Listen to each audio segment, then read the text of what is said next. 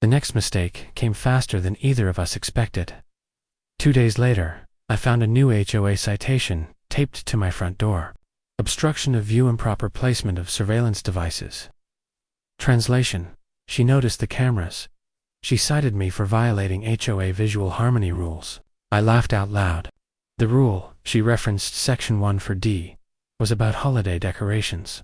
Not cameras this time. I didn't just respond, I countered.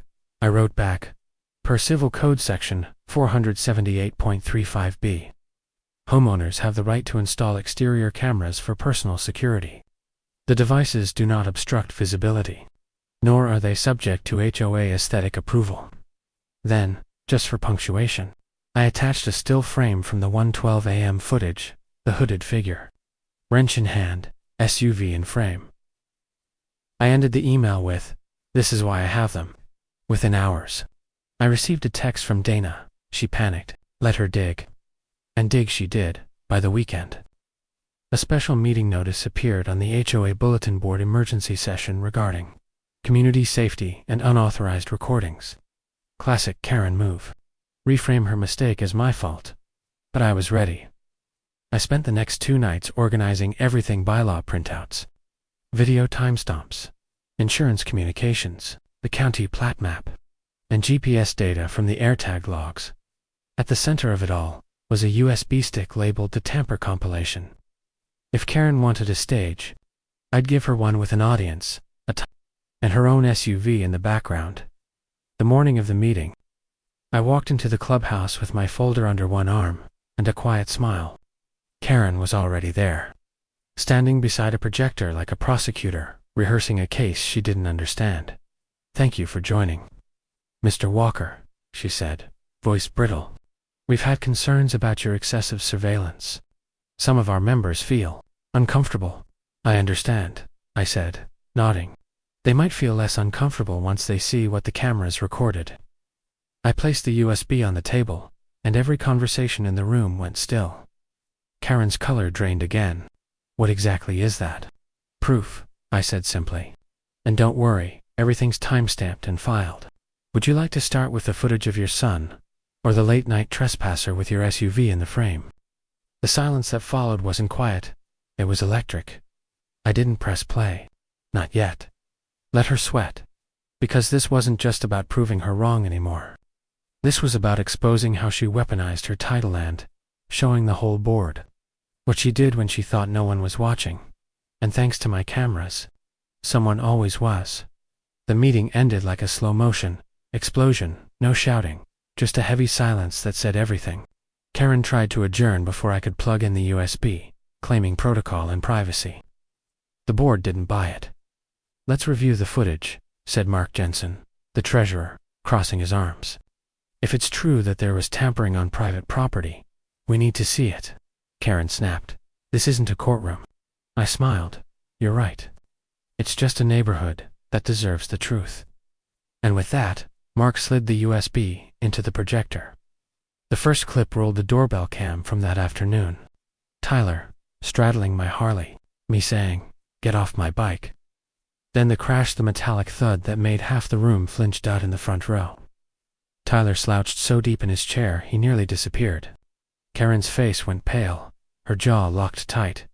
The next clip, 1:12 a.m. Floodlight, blinding the figure with the wrench. And in the reflection off the SUV's window, Karen's unmistakable silhouette. The timestamp blinked in the corner. 1 hour, 12 minutes and 43 seconds a.m. When the clip ended, no one spoke. Not even Karen. Then Mark cleared his throat. "President Holloway, that's your car, isn't it?" Karen opened her mouth, closed it, then muttered, "That footage could be manipulated." Dana, my lawyer, stood from her seat in the back. Chain of custody intact. Metadata verified. Copies filed with the county sheriff's office yesterday. Heads turned. Karen blinked, stunned. That was the final straw. Mark folded his hands. "Effective immediately, pending investigation. We're suspending President Holloway's authority." "You could have heard a pin drop," Karen sputtered. "You can't," he cut her off. "We just did." By sunset, the whole neighborhood knew. The gossip spread faster than any HOA newsletter ever had. Karen caught on camera, Her kid trashed someone's Harley. She's done. And right when I thought it was over, she showed up again, this time in my driveway.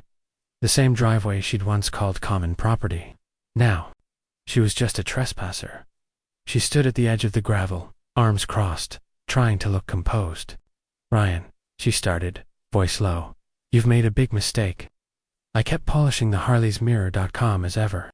"Recording trespassers isn't a mistake. You embarrassed my family," she said. "You humiliated my son." I looked up. "No, Karen. Your son did that when he tried to steal something that wasn't his." Her nostrils flared. "You could have come to me directly." "I did." "You sent a violation notice." Her mouth opened, then closed again. The sound of gravel crunching under her heels was the only reply she had. Then, out of nowhere, she snapped. "You think you're some kind of hero. You're just another homeowner who thinks rules don't apply." I set the rag down, straightened up, and looked her square in the eye. "The difference," I said, "is that I read the rules before I play by them." She turned to leave, muttering something about lawsuits, but the deputy's cruiser rolling up the street cut her off. Deputy Langston stepped out, tipped his hat, and said, "Evening, folks. We're here to serve a civil trespass warning, per Mr. Walker's report." Karen froze mid-step. "A what?" He held out the paper. "It's not an arrest, ma'am. Just an order to stay off his property until the board review concludes." She took it with trembling hands. Tyler, who'd been watching from the SUV, looked like he wanted to disappear into the upholstery. Langston nodded to me. "Nice footage, by the way. Made my job real easy." I just smiled. "Appreciate that, Deputy." A week later, the board held a public vote. Karen was officially removed as HOA president, citing gross misuse of authority and violation of homeowner privacy rights. Tyler issued a written apology, probably scripted by a lawyer, but it was enough to get my insurance to process the claim on the Harley's damage. By the next month, Karen's house went on the market. The same house she'd ruled the neighborhood from for 10 years, and me. I got elected to the board. Not because I wanted power, because the neighborhood needed someone who respected boundaries. Now, every time I park the Harley and hear that engine settle into silence, I think back to that first knock. The arrogance, the lies, the camera light blinking in the dark dot, and how, in the end, the truth made more noise than any engine ever could. Epilogue. Lesson learned: you don't fight HOA abuse with anger. You fight it with timestamps, bylaws, and patience. People like Karen thrive on intimidation, but crumble under documentation. If you've dealt with an HOA, bully, or entitled neighbor like this, drop your story in the comments. And remember, always, always hit record. The next day, Karen doubled down. At 6:30 a.m., I woke to the screech of tires. Karen's SUV blocked my driveway. She was standing there again, clipboard in hand, tapping the hood of my Jeep. "This is your final notice," she said. "Either you move this heap into your garage, or we'll fine you $250 a day." "Fine away," I said, calm as ever. "But make sure the fine references the correct bylaw section." She blinked, not realizing she'd walked into a trap. Section 12A. Try again. That section was repealed last year. I've got the signed amendment from your predecessor. Her jaw tightened. "You think you're clever?" "No," I said, "just thorough." I let her storm off again, because the more she talked, the more she confessed. That evening, I reviewed my footage, zoomed in, enhanced timestamps, saved duplicates to an external drive. She'd touched the Jeep multiple times, tampered with mail, filed falsified HOA notices. The binder was turning into an encyclopedia of bad decisions. Still, something was missing. A smoking gun that proved intent. Then, the opportunity presented itself. I got a call from Dave, a neighbor and local auto mechanic. He said, "You're not going to believe this. Man, Karen brought her daughter's SUV in, bragging about how she's getting a new Jeep for free. Once some paperwork clears up, there it was. Intent to steal."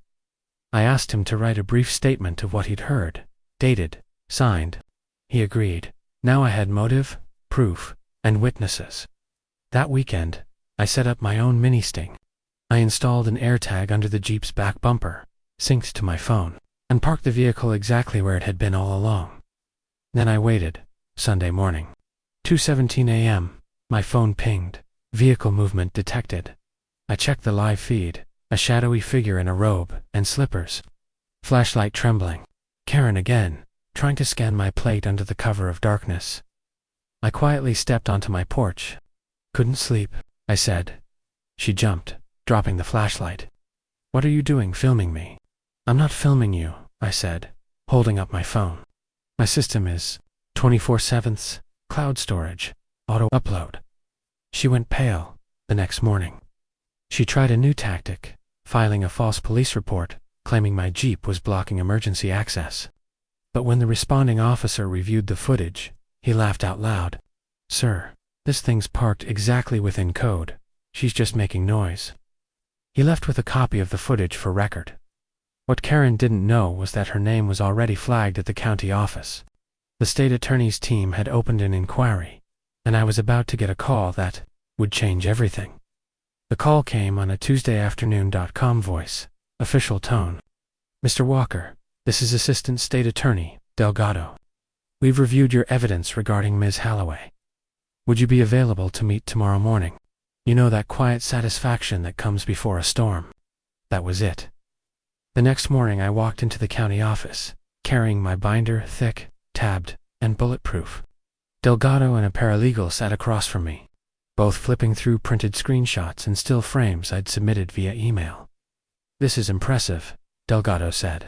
Sliding a photo forward, Karen and Brooke, filming beside the Jeep. You've got chain of custody, corroborating witness statements. I nodded. All public property, when taken from my driveway cameras. And you'll find the HOA emails show falsified amendments. He leaned back. You realize this isn't just harassment anymore. This borders on attempted conversion and document fraud. That was his lawyer-speak way of saying, she tried to steal your Jeep and fake paperwork to justify it. He smiled faintly. Would you be willing to cooperate if we move forward with a formal notice? Absolutely, I said. I just want the harassment to stop. A week later, it did, but not for the reason Karen wanted. The state attorney's office sent a formal inquiry letter to the HOA board, certified mail, signature required. It requested records of any and all policy changes regarding vehicle seizure or parking regulation enacted within the past 12 months. Karen tried to intercept it. The letter was addressed to the HOA board, not her personally, but she signed for it anyway. That alone became another offense, tampering with official correspondence. I didn't need to lift a finger now. The system was working exactly as designed. At the next HOA meeting, she tried to play it off. The clubhouse was packed. Residents were whispering. Word had spread. She banged the gavel. This meeting will come to order. Her voice cracked halfway through the sentence. Then Delgado walked in. State attorney badge visible. The entire room went dead silent. Ms. Holloway, he said calmly. I'm here on behalf of the state attorney's office to address some concerns about HOA conduct. Karen's smile twitched. I wasn't aware of any legal issue. That's odd, Delgado replied, opening his folder. We have multiple signed notices under your name, unauthorized by the board, attempting to seize private property. That's a problem. You could hear the hum of the ceiling fan. Someone coughed in the back. Karen tried to shift blame. The resident misinterpreted policy, actually, I said, stepping forward. I've brought copies of the bylaws as filed with the county, and the signed revision from last year. Section 12A was repealed. You cited it on 3 notices. Gasps around the room. Delgado continued, additionally. You distributed an email claiming authority to tow vehicles after 48 hours. That amendment was never approved. We've confirmed this with the registrar. She was cornered, and everyone knew it. Brooke, sitting off to the side, muttered, Mom, maybe we should just quiet. Karen snapped, but the damage was already done. Delgado folded his papers. Ms. Holloway, this is not a criminal arrest today, but you are under formal investigation for misuse of authority, document falsification, and attempted conversion of property. You'll receive official notice by mail. Karen's face drained of color. The gavel slipped from her hand, hit the floor, and rolled under the table. 2 weeks later. She resigned for health reasons. Translation: she didn't want to face discovery. The HOA board held a special session to correct every false amendment she'd issued. Delgado's office recommended a compliance workshop for all board members. Mandatory, not optional. I got an official letter of apology from the HOA, signed by the new president. And as a cherry on top, Karen's daughter posted a tearful video about how people twisted things online. Her comments were turned off within an hour. As for me, I kept the Jeep parked right where it always had been, gleaming under the same streetlight that once illuminated her clipboard. Every now and then, I still hear the tow truck rumble down the street, and I remember that morning, her confidence, her clipboard, her certainty that she could take what wasn't hers. But the thing about bullies is, they forget some people document everything. Epilogue: if there's a lesson here, it's simple.